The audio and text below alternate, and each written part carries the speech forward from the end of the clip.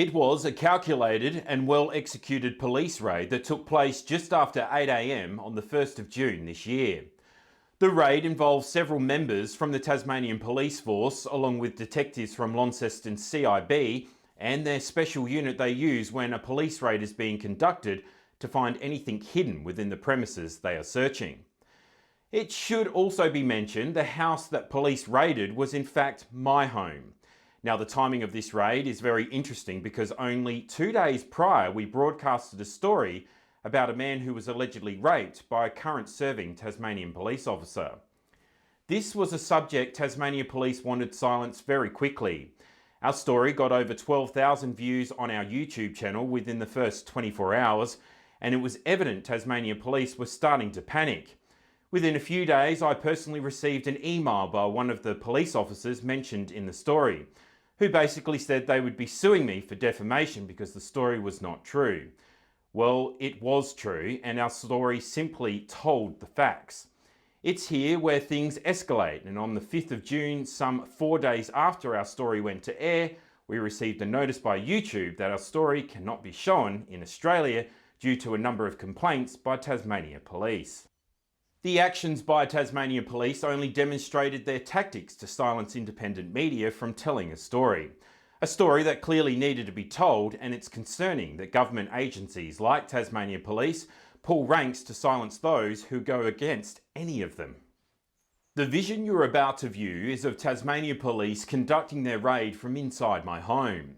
Now, police have told me that it wasn't convenient the raid happened just 2 days after my story went to air, but rather a coincidence. This was not a coincidence.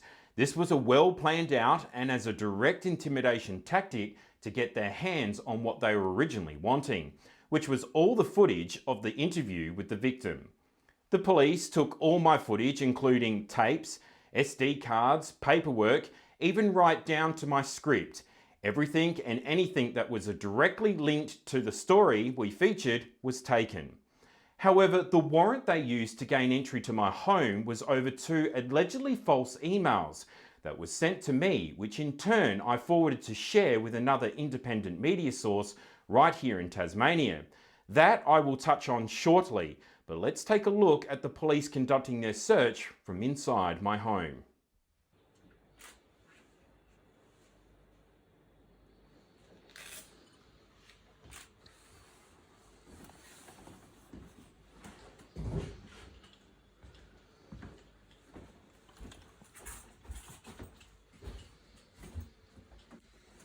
Can you just hold out the way? We're going to be moving in there to make some space. Oh, can you just get this? So how did this all come about to having a large number of police inside my home conducting a raid? Well, it's simple really, and it all comes down to one officer who received intel given to him by another independent media source who prides himself on protecting his sources and is supposedly there to stick up for the people within the community. Well, that's a lie. You see, the owner and operator of the Vigilante News in Hobart, run by one individual, Rodney Richardson. He says to people that they can trust him, but I beg to differ. You see, for the last 2 years, both Rodney and myself have been working together when it comes to producing stories. We would speak often, in fact we spoke daily on the phone, sharing stories and chatting about how mainstream media continue to lie to their viewers. But there was always something in the back of my mind that something didn't sit right. You see, whenever Rodney or the Vigilante News, whichever one you want to choose to view upon, ran a story that may have been a tad political or ran against some form of government agency like Tasmania Police, for example, and he was applied a little bit of pressure, he would pull the story immediately. Now, that type of behaviour is not something anyone who works within the independent media sector would do. I would understand mainstream media as they have directors and editors who tell them what to say. But for Rodney, who only operates a Facebook page, he shouldn't have to pull his stories just because he gets some heat turned on him. That's not defending the people. That's just showing them that their story means absolutely nothing. Because at the end of the day, if the story is important enough, you'll keep it up. How does that help the person telling the story? Imagine how they feel pouring out their story to them, thinking that this person will help them, and then it's there 1 second and it's gone the next. So this warrant that police used to gain entry to my home was on the basis of 2 statements that were given by Rodney Richardson. Now, when I was being interviewed by police, they said that Rodney had made claims that he was worried I was going to steal his stories and that I had stopped him from running his stories previously. But both of those statements are completely false, as the stories were always Rodney's. In fact, he was the one that approached us to look into the stories and said it would make good television for Tas News 24. So the idea that he thought we would steal his stories to benefit myself and my channel is completely ridiculous on so many levels. What we found strange is that the story we featured on the man who allegedly was raped by a Tasmanian police officer was a story put to us by Rodney, and yet he never talks about that story to police. But that's because we feel he didn't want the police looking in his direction, as he knew it would stir up some sort of investigation in which he would be looked into. I'd also like to mention that Rodney also told the victim of the rape that he would run a story for him on the Vigilante News Facebook page, but of course backed down last minute and never ran anything about it. That's because Rodney Richardson has strong connections within the Tasmanian Police Force and often hands them information that's been given to him by members of the public. People thinking they are telling Rodney things in confidence, but sadly it's not confidential. We would never give up our sources no matter how much pressure is applied to us. I think having the police raid my home and have my images splashed over the newspapers and news channels shows I won't be intimidated and I won't give up my sources. The victim, who we have continued to fight for by telling their story, has thanked us for sticking by them, and we will continue to stick by them even after everything Tasmania Police have done to stop us from sharing the story. We won't back down, and we will certainly not pull down our stories when the going gets tough. Pulling stories down because of pressure given by police or government bodies is not how independent media should operate. That's why we will continue to fight for the victim and get the justice they so rightly deserve. The Tasmanian police officers used a baseless warrant to gain entry into my home to get what they needed.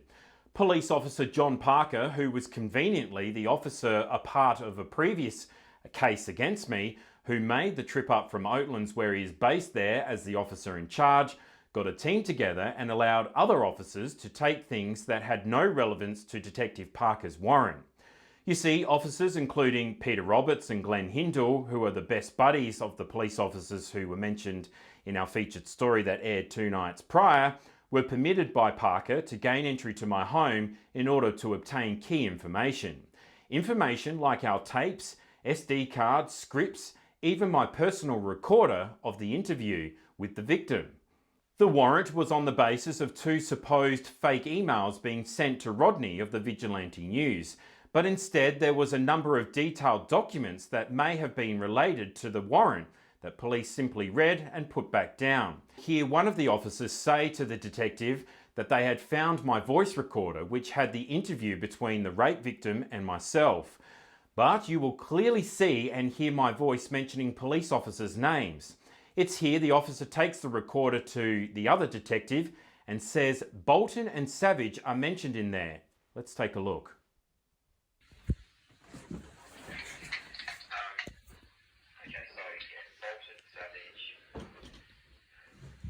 Bolton, Savage.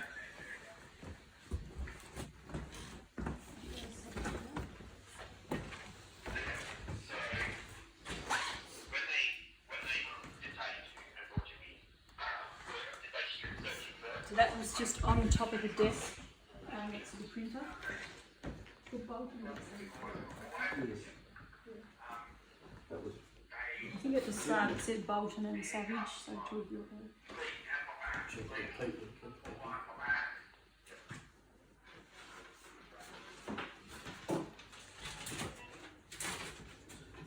As you can clearly see, the female officer knew exactly what to look for and listen for when searching through our film gear, and immediately takes the recorder to the detective where he listens for a bit and then puts the recorder to one side.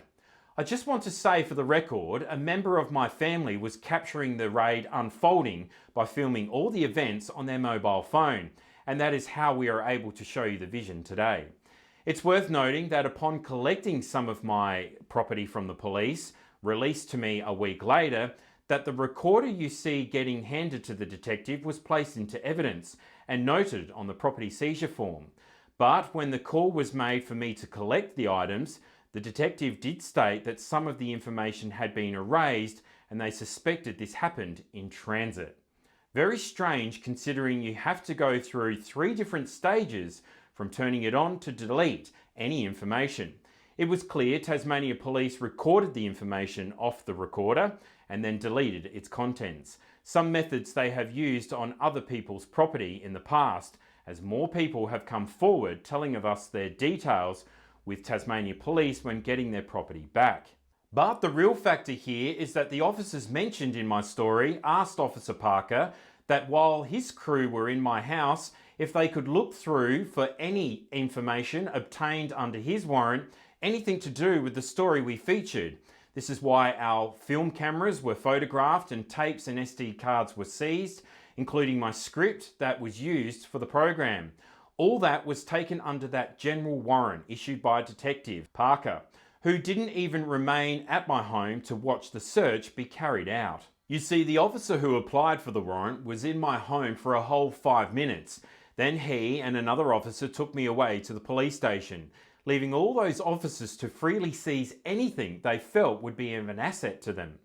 Items like our cameras and SD cards and tapes serve no purpose for an investigation that is about 2 dodgy emails, and the emails in question had no relevance to the story about the victim being raped by police. Very strange indeed. It opens the question, how can police conduct their investigations like that, by taking things that have no relevance to their investigation? I mean, they took items that should not have been taken. The way they behaved, I'm amazed they didn't take our washer and dryer or our lounge. I mean, they knew full well what they wanted to take, and that was anything they could grab that had any reflection of our story and anything that was going to use to silence us. The main factor here is the police took property that was linked to a story we featured about the misconduct of police officers under a warrant that was for another investigation, an investigation that did not relate to our story. It's also worth mentioning that police also rang 7 News Tasmania and told them crucial information about their case they had against me, and gave them my personal address just so they could have a camera crew outside my home. Talk about privacy breaches and appalling behaviour by Tasmania Police. I'm sure the police officers wouldn't like their personal addresses given out to the media. It's worth mentioning that in this video you hear Tasmania Police saying in the background that media had arrived outside my house, with one of the police officers saying that he had tipped them off. It's just childish behaviour, and again proves my point that when you work in with the police and not against them, you can get tip-offs at any stage. On this occasion, it looks like 7 News Tasmania reporter Garth Burley is flavour of the month, as Officers Roberts then goes into the room and tells the other officers that media are out the front. It's just stupid tactics Tasmania Police continue to use. Let's take a look.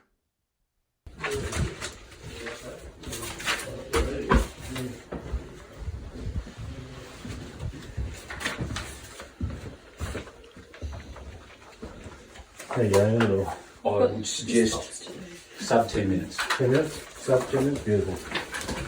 Beautiful, just so the media are out there when we leave.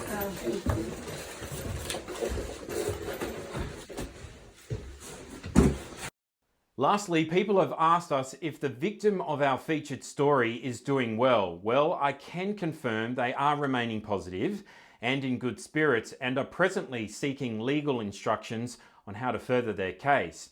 Tasmania Police did go and visit them after our story went to air, but again, it was more of their intimidation tactics. And believe it or not, they asked the victim to make a statement against us for the story. How pathetic and such a waste of police time and taxpayers' money. A few days after, 2 officers came to my home again and tried their tactics on me and basically gloated about the story being pulled down from YouTube and fabricated a story that the victim was unhappy with the program we ran. Little did they know I had only just got off the phone to the victim some 3 minutes before the police arrived. Again, police trying to divide people and independent media. Tasmania Police have a lot to answer for, and it's time that they are exposed for their illegal actions. Actions that have taken a toll on people of this community. It's time to have our police force be held accountable. Just because they put on a uniform every day doesn't give them the right to inflict pain and suffering onto others. We have just recently had more people come forward who are wanting to share their stories, and some of them is just heartbreaking. Police are meant to be there to protect us and not be the perpetrators. We will continue to update you on those stories soon. And lastly, I just want to advise the friendship we had with Rodney Richardson and his media Facebook page, The Vigilante News, has now ceased entirely. We are not in contact or affiliated with him or his page. We can agree we were fooled by him, but we won't be fooled again. So you can be reassured that if you tell us a story in confidence, it will remain that way. We will always protect your identity and information, something we hope other independent media sources acknowledge and start acting in that manner. It's worth also mentioning that since our first featured story went to air, I've been pulled over by police on a regular basis. I've had police cars drive past our home and stop for a bit and then drive off. Our street is not on any main road or leads to any major roads. In fact, we are located in the back part of the suburb, so they have to be coming out just to purposely intimidate me. I have recorded all the license plates of the police vehicles and sent a number of complaints to the police commissioner, but of course, Darren Hines has failed to respond to us. I've been license checked that many times now, it's now a regular occurrence that whenever I leave 5 minutes early because I'm always pulled over by police. We are working tirelessly to make sure the people who are coming forward to tell their story are kept safe. After all, we have already seen the length Tasmania Police will go to silence one person. The threats they inflict on people and their shut up and intimidate you behaviour. Well, I can assure you, I'm not intimidated and I'm not shutting up.